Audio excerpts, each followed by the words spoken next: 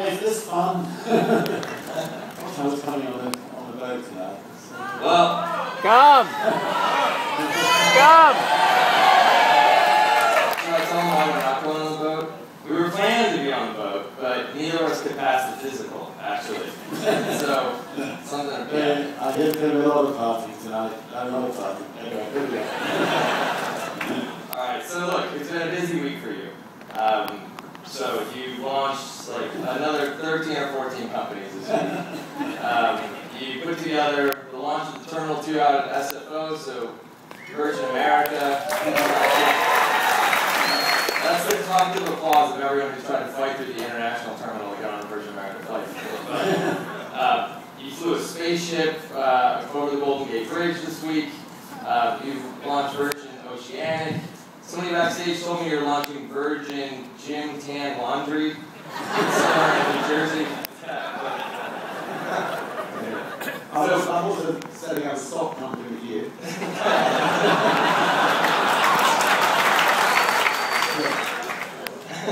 He can't afford them. He's been life's been tough since you left Google. I realized a long time ago that my happiness correlates directly to how tan my feet are. Just chew on that for a second. Alright, so anyway, you've got 350 companies or so within the Virgin umbrella right now. I thought we'd go through them one by one. So you're allowed to leave, by the way. no, let's start with, so, most people here knew you were working on Virgin Galactic, this amazing kind of spaceship technology that's going to take people up into orbit. I mean, it's just amazing. It was a result of X Prize and innovation and stuff like that. But just in the last 48 hours, you launched a new project called Oceanic. Tell us a little bit about that. I hadn't realised that it was literally just people who've been below 18,000 feet under the water. And yet the seas go down to 36,000 feet. So, as scientists say, there's something like 80% of species have not been discovered. So, tremendously exciting. And but the pressure on a submarine 36,000 foot down is 1,500 times more than the pressure on an aeroplane. So, it's maybe you can see why people haven't been down below 18,000 feet. So we've been, anyway, we're trying to overcome the technological problems to build a submarine that can go the whole way down. Subject to the final pressure test, we think we've cracked it. Well, not cracked is the wrong way.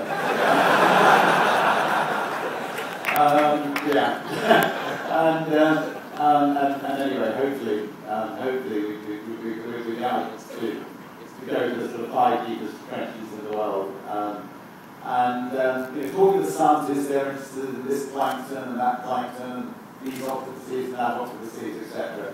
Our kids really want us to discover some of the Spanish galleons full of gold. But anyway, there's lots to discover down there. So is this a project? Is this a research project? Is there going to be an opportunity for the layperson to participate in this? Is there going to be some deep sea tourism? I mean, where could this go?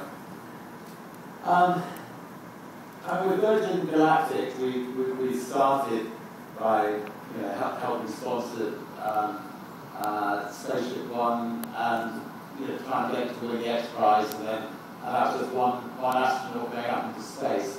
And once once that had been successful, then we moved on and we're building Spaceship 2, which will take 8 people up into space and hopefully create a whole new world for people who want to become astronauts and would love the opportunity to go into space. And new things from that will happen as well. I mean, hopefully intercontinental travel at a fraction of the speed that it currently happens and so on. So, anyway, it starts with what is fundamentally an adventure, and then practical things can come out of it. And I think the same applies to the submarine. The initial thing is to go down to the bottom of the sea, prove it can be done. Do sort of Guinness World Records and have a great adventure of doing it.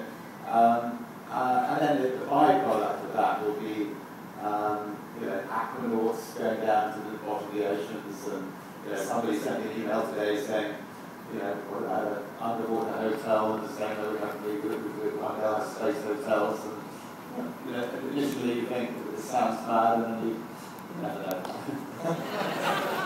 Well, a lot of your companies have this common thread where, on the one hand, they're all about fun. That's just something that you see in everything that's got the Virgin name on it. It's just about fun for the people who work there, fun for the customers and the users of those products. But they also kind of blur across lines of, they could be for-profit, but at the same time, they have these deeper underlying causes.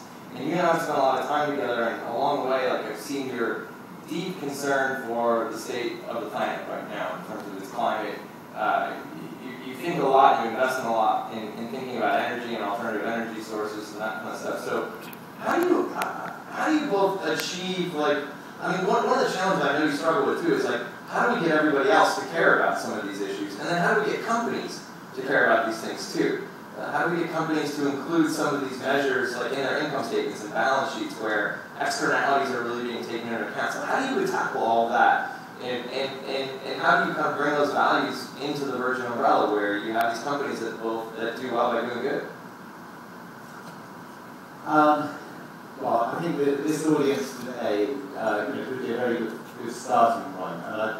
And I've met so many people who are coming on this ship, and over the last few days, and incredible group of people all together on one ship. And I think if everybody in this group realizes that we can't rely on governments to sort out the world's problems.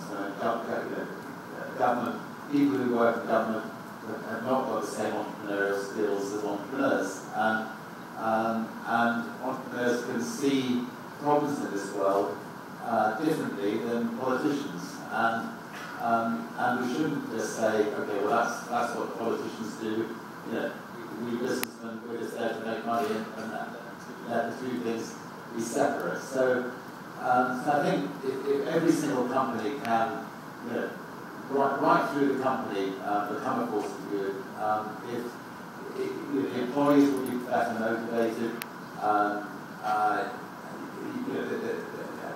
they'll work that much harder if they don't just feel that the company is a money-making machine for a few shareholders at the end of the year.